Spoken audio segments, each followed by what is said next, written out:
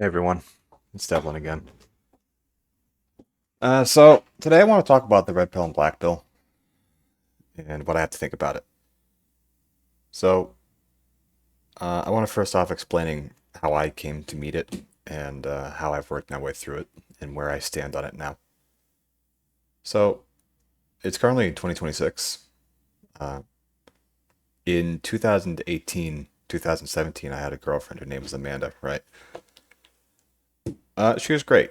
She was nice. She was kind of distant towards the end, but, I guess that was kind of my fault. But at the same time, she could have also pulled her weight a little bit more, but that's neither here nor there.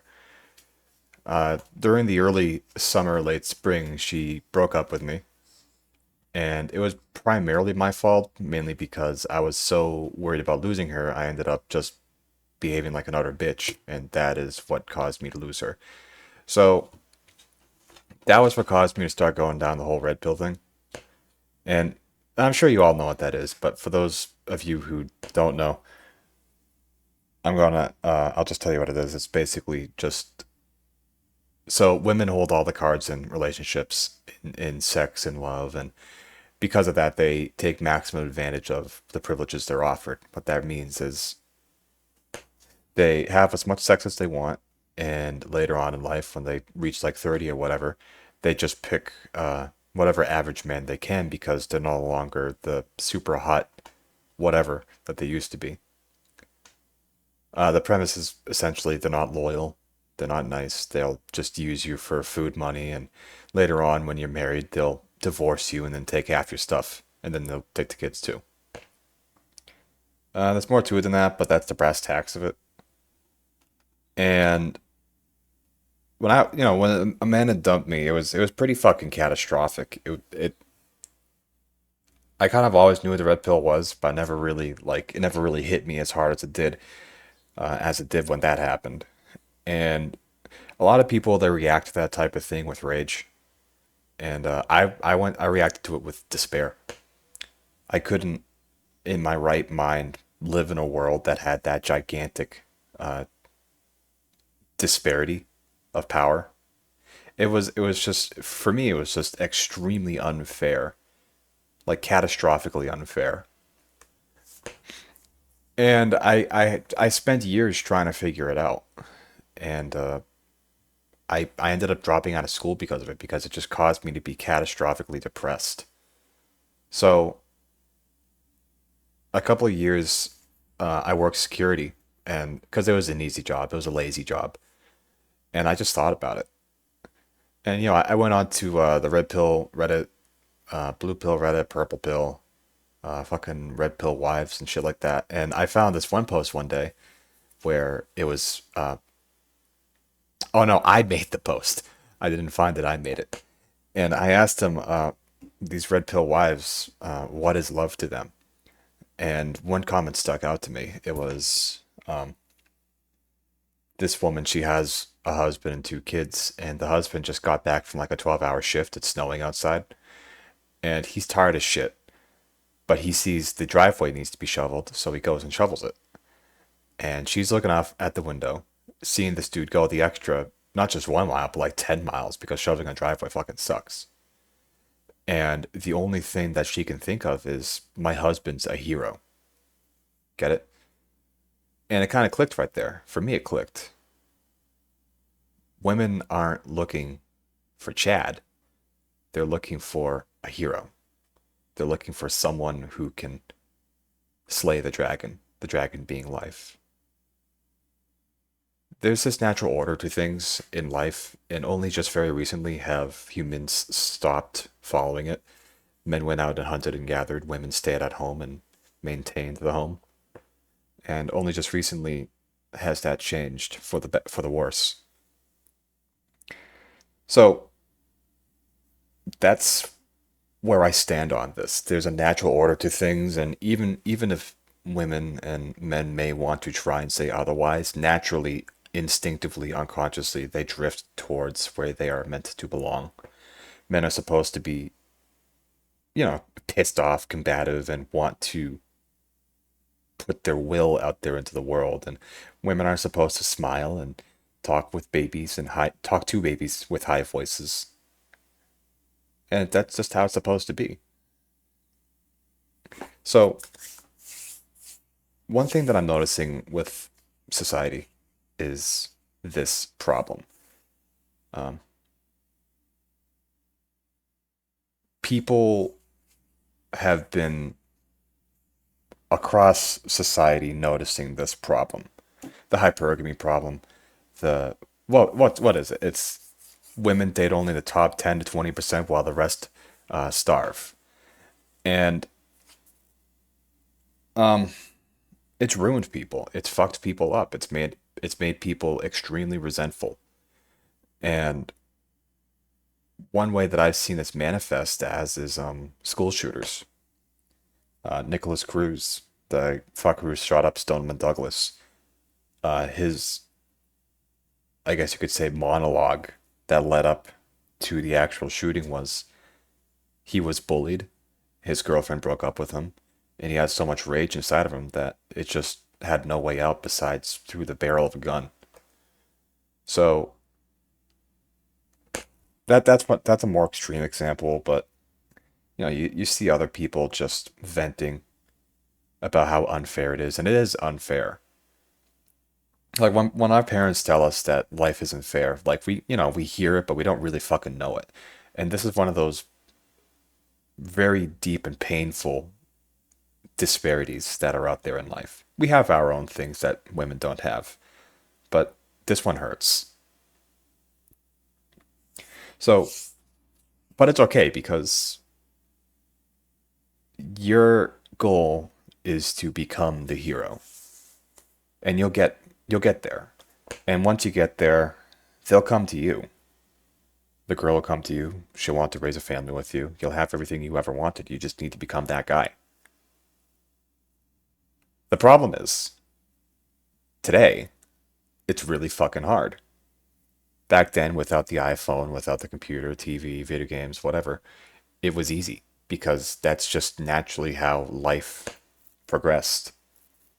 But now life doesn't progress that way anymore.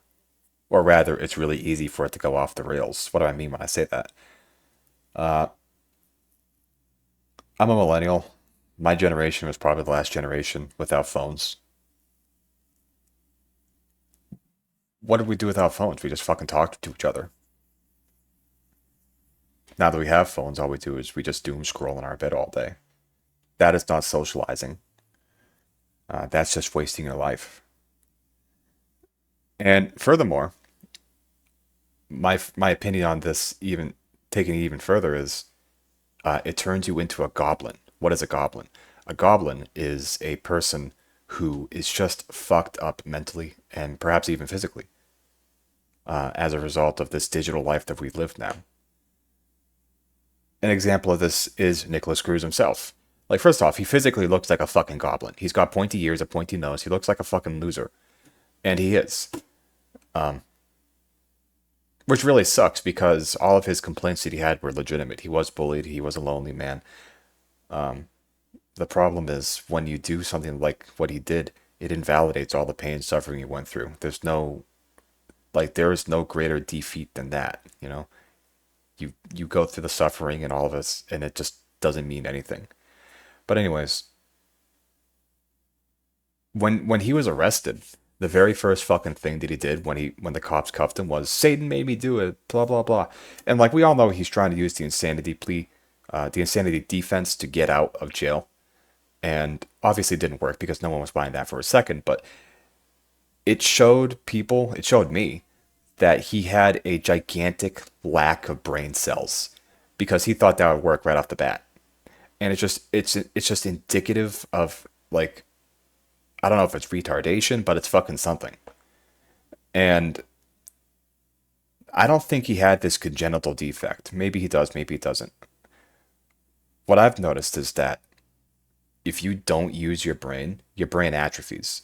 I have a couple friends who have this problem. They've just for the past 12 fucking years since out of high school, they've only been playing video games. And it's not like think big brain video games. It's just like, I don't know, fucking Gary's Mod roleplay or something. And that's all they do. And I have one friend specifically who I'm not going to name, but he just has gotten dumber over the past decade, and I can guarantee you it's because of the video games. Whenever I went to the nursing homes as an EMT, these old people, sure they have dementia, but like you can just tell laying in bed in a nursing home for 10 years without even getting out of bed. It just it weathers you. It slows you down. So, anyways, being on your phone has a lot of physiological effects. Like the blue screen, it changes your eyes. Your eyes get more myopic. They like stretch so that it can encompass. It can get better at looking at close shit, which is not how your eyes are supposed to be. Your eyes are supposed to be spheres. Instead, they turn into ovals. The blue screen itself, it tells your brain that it's awake time when reality it's like the middle of fucking night. It's like 2 in the morning for you, isn't it? Not to mention, like you're in your room, you're in a physically enclosed space, and that tells your mind. Well, I don't know what it tells your mind, but it definitely doesn't help. You know, it's perhaps it's I don't know, dude.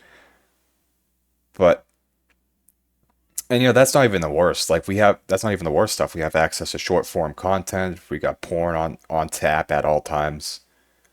We just got all this shit designed by billion-dollar companies designed to squirt as much dopamine out of you as possible because the more dopamine it gets out of you, the more likely you're going to buy their product.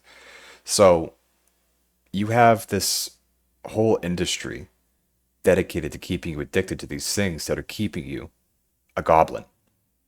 A goblin's a basement dweller. A goblin's a neat. A goblin is not a hero. And goblins do not get the wife. They don't get to live the life that they want. They get to live a slave to their addictions. So we know who we have to become to get the woman. We have to become the hero. However, because of these addictions that we have, phones, video games, porn, um, we stay the goblin. And it's hard to kick those addictions to not even necessarily become the hero yet, but just become a fucking normal human. And it's expected. These addictions, they're strong as shit. I'm sure you know that. So what do we do? Well, first off, I want to state it's reasonable to say completely alone that without any assistance, one person not able to kick their addictions, it's understandable. However, if you have an entire arsenal at your disposal to help kick this shit and you don't take advantage of it, that's on you. So I live in Massachusetts. Massachusetts has one of the best welfare systems in the country. There is every in the ER, you got pamphlets to say like, "Hey, here's a number. Come call this number. We'll hook you up with naltrexone." And here's a great thing. Naltrexone, I'm on naltrexone right now for various addictions. It's a wonderful drug. It's typically used for opiate addiction. I don't have a heroin addiction, but what I've come to realize is that it's a dopamine agonist, meaning it prevents dopamine from being absorbed into your body. And what that really means is that you don't enjoy things as much, but that's good, isn't it? Because you need to rehab your fucking dopamine, buddy. This is good not just for heroin, alcohol, whatever. It does work for alcohol, by the way. It's a good all around general rehab in a pill. And for me, that was good enough. Um, so there's various things you can do to chemically fix your mind. If you have a significant addiction, such as a drug or alcohol addiction, there that has a lot of studies behind it. You have state infrastructure there available to you to help you.